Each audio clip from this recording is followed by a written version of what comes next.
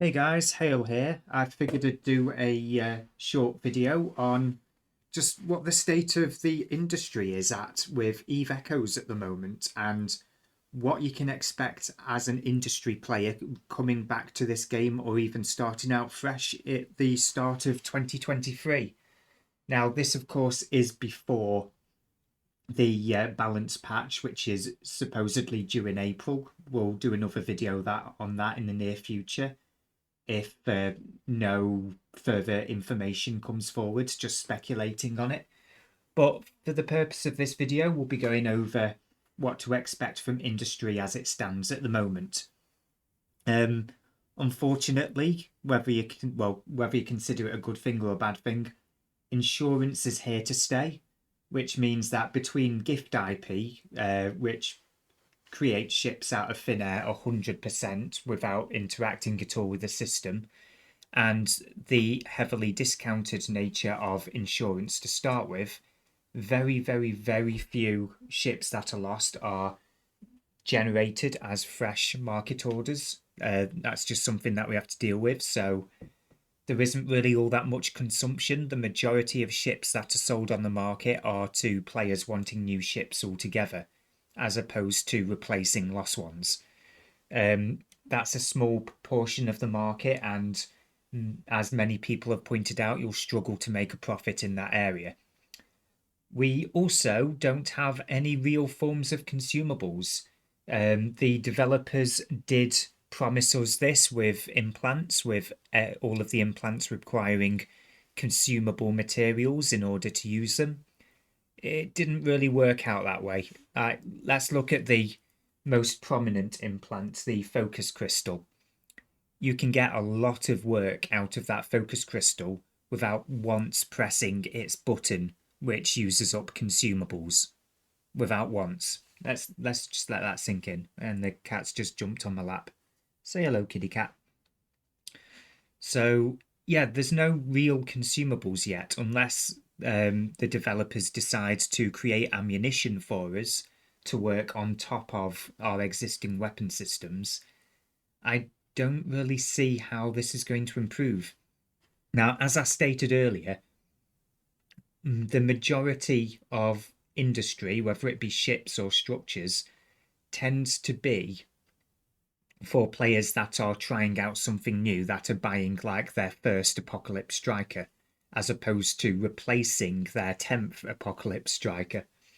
The developer's solution for industry so far has been new content releases. So every few months or so, they'll release a new capital ship or a new structure or structure add-on. They tend to release new big things for us to build. And when the player base is pretty much finished building that object or, once we've finished building that new release, and demand for mining and materials goes down, that's when the devs release more content with more things for us to build. And okay, I don't know what the cat's doing right now. The point is, we're currently stuck in this cycle of new content gives us something to build. When we've built it and demand for materials goes down, they then release even more content and just lock us into this cycle. So that's what to expect of industry at the moment in March 2023. Do I like this form of content, this form of demand for industry? Not at all.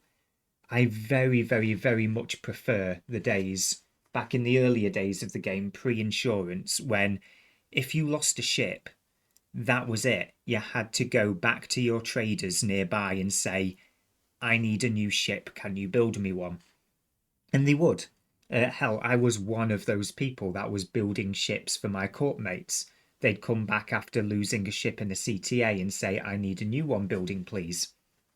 And I'd be like, yeah, sure, I'll build it. I've got the materials. But yeah, I mean, we did have a form of insurance back then, and that actually, in my opinion, worked a lot better. And that form of insurance was basically a support ticket like thing whereby you could redeem one ship per month. That's what I liked about it. There was a restriction. At the moment, I could lose, say, 10 ships all in 1 week, and I can redeem all 10 of them, and only one of them will actually make it to the marketplace, quite possibly, for somebody to build. And I say only 1 out of 10 because the majority of my insurance points are gift IP, and NetEase doesn't consider gift IP as part of their formula. They won't create ships on the marketplace for, well, no, they won't create ship buy orders on the marketplace if all you're spending is gift IP, and that's what most of my insurance points is, unfortunately.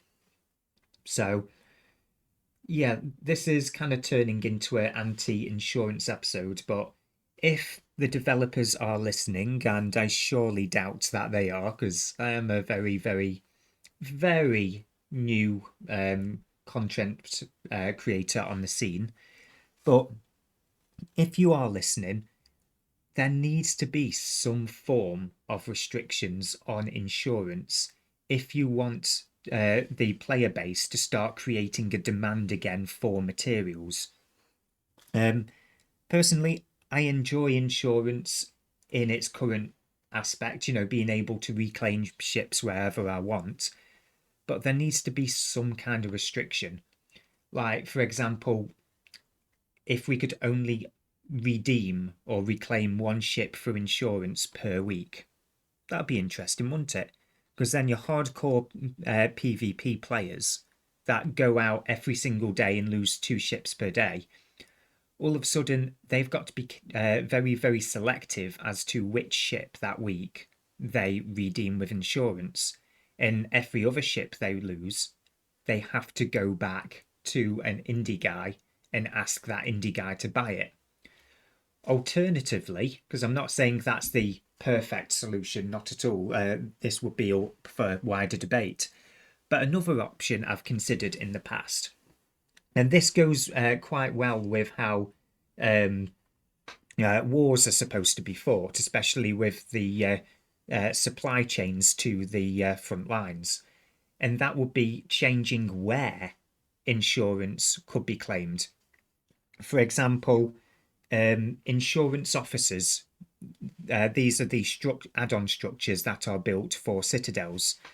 Very, very, very few corporations actually use these insurance officers because they're just not cost effective compared to the other ones that you can put up, for example, the ones to do with PvE content. So restrict insurance contracts to those officers so that players can only reclaim their ships with insurance at those locations or certain NPC locations, specifically ITCs, to encourage trading. What that would do, ideally, is it would make it so you can't reclaim a ship anywhere you want in the game. You'll have to reclaim a ship somewhere that is friendly to you, so not in the heart of enemy territory, and then get that ship moved to the front lines to where you want to be fighting. That's the closest way of emulating the experience that you'd get with EVE Online and actually having proper border wars where you're having to push the boundaries of empires. I guess I'm getting a bit ahead of myself there. I'll stop rambling, I guess, and see you guys in the next video.